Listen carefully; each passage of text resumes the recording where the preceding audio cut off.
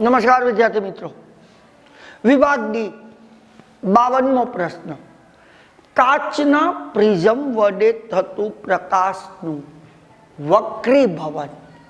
ખાસ યાદ રાખજો પાઠમાંથી. પ્રિઝમ બે જગ્યાએ આવશે. કાચના પ્રિઝમ વડે થતું પ્રકાશનું વક્રીભવન આપણે અહીંયા ભણશું, અને કાચના પ્રિઝમ વડે પ્રકાશનું વિભાજન એટલે ઓલો 7 રંગોનો વર્ણપટ.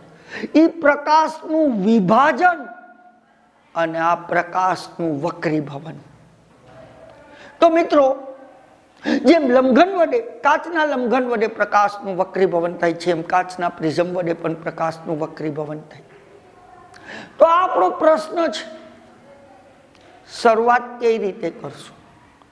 એક ડ્રોઈંગ બોર્ડ પર સફેદ ડ્રોઈંગ પેપર લગાડી તેના પર કાચનો એક પ્રિઝમ એવી રીતે મૂકો કે જેથી એની ત્રિકોણાકાર બાજુ, તમને ખ્યાલ છે પ્રિઝમમાં 2 ત્રિકોણાકાર બાજુ હોય છે અને 3 પાર્શ્વીય બાજુ હોય છે.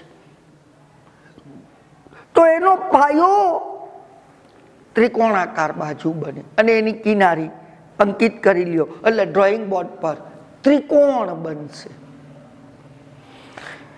એબીસી નામ આપો. જોઈએ આકૃતિ આપણે.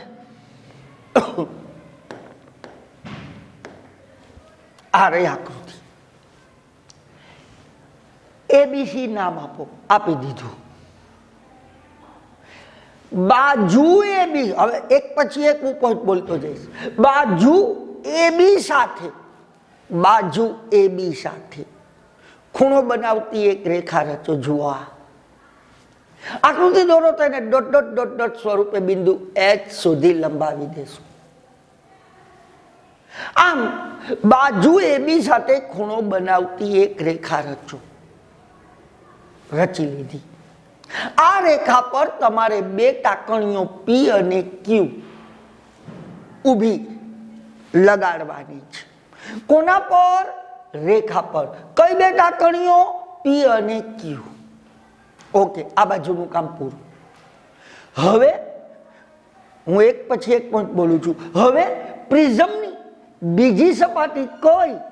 એસી તરફ જઈ તમારે પ્રિઝમની અંદરથી, એસી માંથી પ્રિઝમની અંદરથી તમારે જોવાના છે ટાંકણીઓ P અને Q. ટાંકણીઓ P અને Q નથી દેખાતી તમને. ટાંકણીઓ P અને Q ના પ્રતિબિંબ જુઓ. ક્યાંથી? તો કે બાજુ એસી તરફ જઈ પ્રિઝમમાંથી ટાંકણીઓ P અને Q ના પ્રતિબિંબ જુઓ. નવો પોઈન્ટ. બાજુ એસી તરફ 2 ટાંકણીઓ R અને S એવી રીતે લગાડો કે જેથી ટાંકણીઓ P અને Q ના પ્રતિબિંબ તેમજ ટાંકણીઓ R અને S એક સીધી રેખામાં દેખાય. કઈ રીતે લગાડી RS ટાંકણીઓ? તો કે બાજુ એસી તરફ 2 ટાંકણીઓ R અને S એવી રીતે લગાડો કે જેથી ટાંકણીઓ P અને Q ના પ્રતિબિંબ અને ટાંકણીઓ RS એક સીધી રેખામાં દેખાય. That's all. પૂરું. હવે આ કાચનો પ્રિઝમ ઉપાડી લો, ટાંકણીઓ ઉપાડી લો. કાચનો પ્રિઝમ અને ટાંકણીઓ ઉપાડી લો. હવે એક પછી એક વસ્તુ આપણે જોવાની છે. આ P અને Q બિંદુ આપણી પાસે છે. રેખા PQ રચો. આ રહી છે, જે બાજુ AB ને બિંદુ A માં છેદે છે. આ છેદે છે. આ રેખાને ત્રુટક રેખા સ્વરૂપે બિંદુ H સુધી લંબાવી દીધી. એ જ રીતે આયા 2 ટાંકણીઓ R અને S લગાવી દીધી. રેખા RS રચો, જે બાજુ AC ને કયા બિંદુમાં છેદે છે? F બિંદુમાં છેદે છે. આ રેખાને ત્રુટક રેખા વડે લંબાવો, જે રેખા PQ ને કયા બિંદુમાં છેદે છે? G બિંદુમાં છેદે છે. ઓકે, E બિંદુ પાસે આ AB ને લંબ રેખાખંડ N N' રચો. એ જ રીતે એફ બિંદુએ કોને એસી ને લંબ રેખાખંડ એમ એમ ડેશ રચાઈ ગયું. અહીં પીક્યુ આપાત કિરણ છે, લંબ સાથે બનાવેલો ખૂણો આઈ, ખૂણો આઈ આપાત કોણ. એ જ રીતે અહીંયા જે ખૂણો બને છે, અહીંયા આ આપાત કિરણ, એને આ લંબ સાથે જે આ ખૂણો બનાવ્યો આ, એને હું નામ આપું આર. એ વક્રીભૂત કોણ છે. અને એ જ રીતે આ કિરણ નિર્ગમન કિરણ છે, એને લંબ સાથે આ ખૂણો બનાવ્યો ઈ.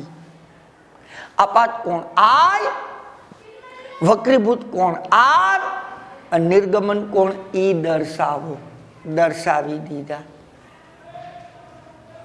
અહીં કિરણ પીક્યુ આપાત કિરણ, કિરણ ઈ વક્રીભૂત કિરણ, અને કિરણ આર એસ નિર્ગમન કિરણ છે. ઓકે. સપાટી એબી પાસે પ્રથમ વક્રીભવનની ઘટનામાં પ્રકાશનું ત્રાસુ કિરણ જોઈ શકો છો. પીક્યુ હવામાંથી કાચમાં પ્રવેશે છે, એટલે જાતું તું સીધું લંબ તરફ વળે છે.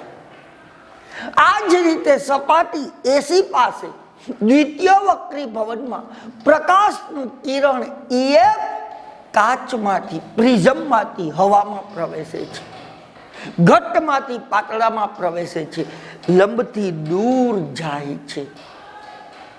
અહીં નિર્ગમન કિરણ એ આપાત કિરણ સાથે ખૂણો બનાવે છે. આ ખૂણાને વિચલન કોણ કહે છે. આકૃતિમાં ખૂણો ડી વિચલન કોણ છે. પૂરું. તો હવે મને કયો, કિરણ પીક્યુ શું છે? આપાત કિરણ. ઈએફ શું છે? વક્રીભૂત કિરણ. આરએસ શું છે? નિર્ગમન કિરણ. ખૂણો આઈ કયો છે? આપાત કોણ. ખૂણો આર કયો છે? વક્રીભૂત કોણ. ખૂણો ઈ કયો છે? નિર્ગમન કોણ. ઉપર ખૂણો એ છે, એને પ્રિઝમ કોણ કહેવાય. અને આ આપાત કિરણ સાથે આ નિર્ગમન કિરણે જે ખૂણો બનાવ્યો એને વિચલન કોણ કહે છે. મિત્રો, પ્રિઝમના વિલક્ષણ, છેલ્લો પોઈન્ટ આ રીતનો હોવો જોઈએ કે પ્રિઝમના વિલક્ષણ આકારને લીધે નિર્ગમન કિરણ એ આપાત કિરણ સાથે ખૂણો બનાવે છે. આ ખૂણાને વિચલન કોણ કહે છે. આકૃતિમાં ખૂણો ડી વિચલન કોણ દર્શાવે છે. તો મિત્રો, આ હતું કાચના પ્રિઝમ વડે થતું પ્રકાશનું વક્રીભવન. આભાર.